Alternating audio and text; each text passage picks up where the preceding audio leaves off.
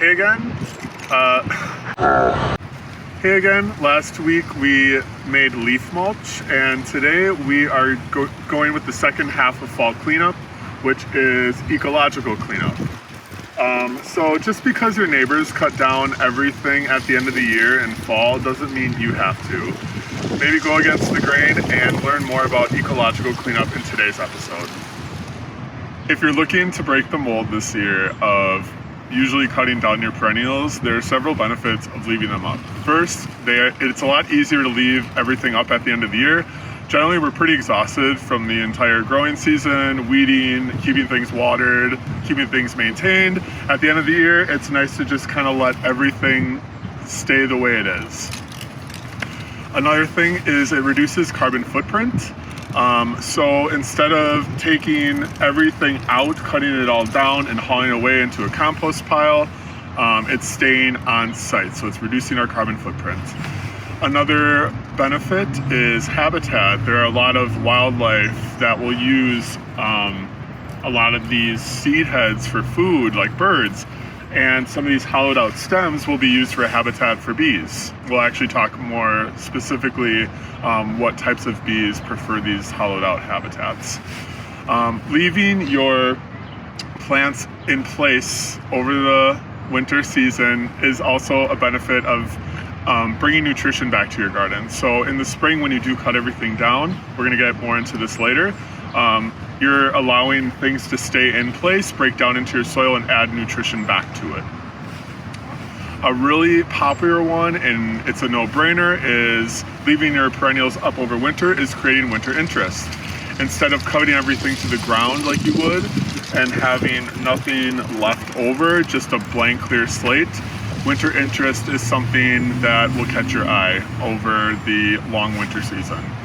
And one of the last ones, which is also important, is insulation and erosion control. When you leave your plants up, you're allowing the snow to catch the leftover debris of the plants, and by that snow being caught, it's insulating the ground a lot easier, and you're catching more snow.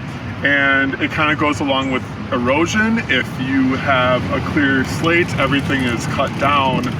If you have some really heavy rains or snows or sleet, whatever, over the winter that we get, having everything intact will control erosion.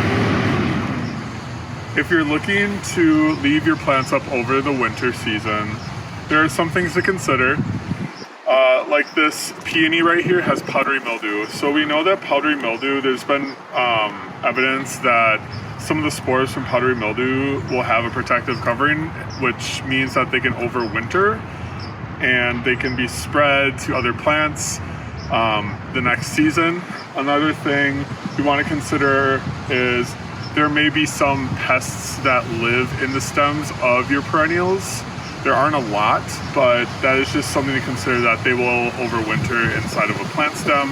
And the third thing that's really important to reconsider is if you want your garden to stay manicured and not wild, a lot of plants that are left up over the winter will obviously reseed themselves if you don't capture any of the seeds before they drop to the ground.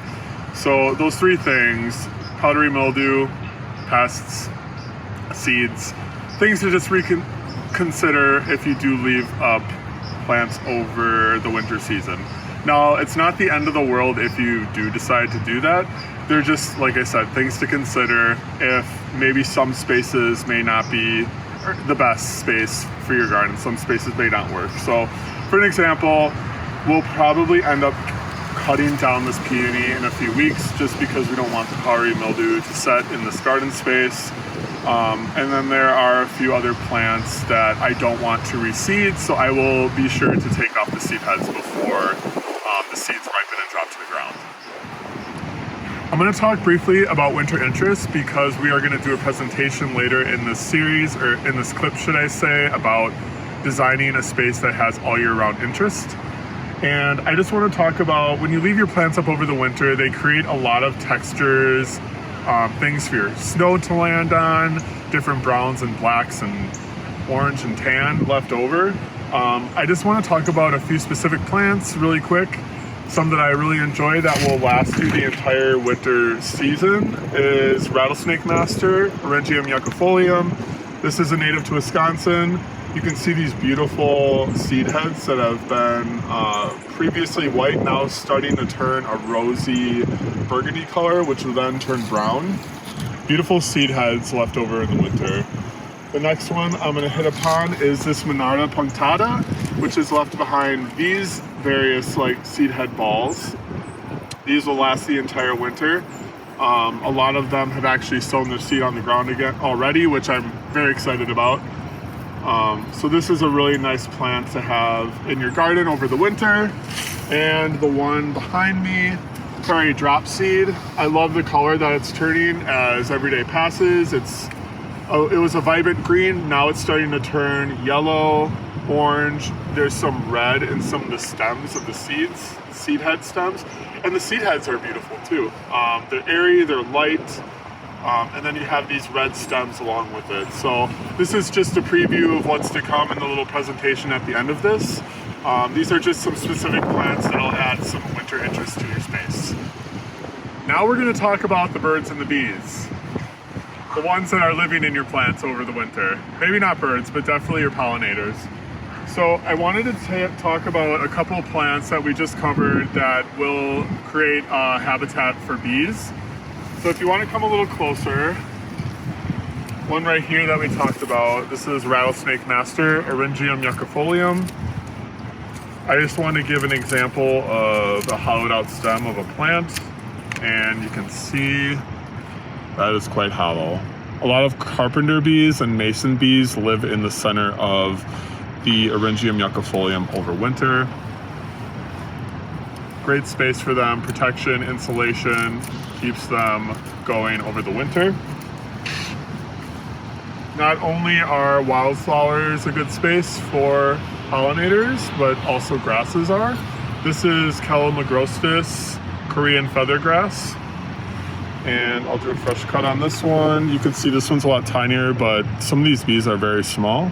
They will definitely find their way in.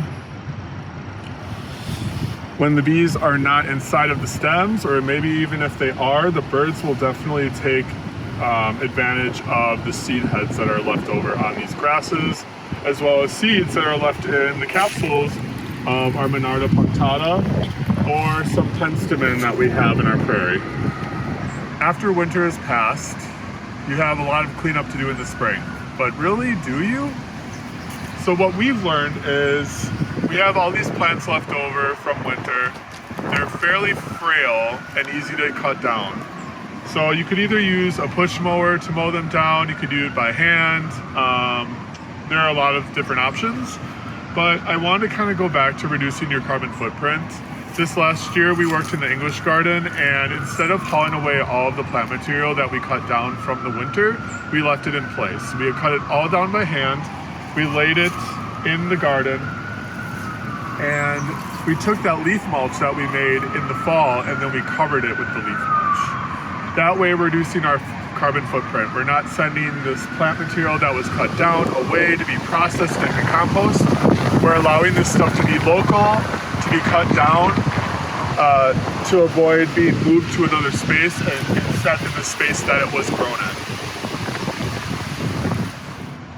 When looking to cut your things down in the spring, you don't want to cut it too early. And why do we not want to cut it too early? Well, as we talked about, a lot of things live in the stems of our plants that have overwintered over the winter. I just said that twice, I'm sorry. But we don't want to cut everything down super early because there are a lot of animals that need that protection in case things get cold once again. You know, our spring is very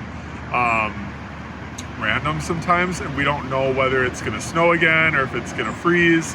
So leaving this stuff up for an adequate amount of time keeps your pollinators' habitats safe and intact for them. Now, if you are looking to cut down some of the perennials because you want to make room for your spring blooming tulips or daffodils, that is okay. I recommend a few ways you can do this.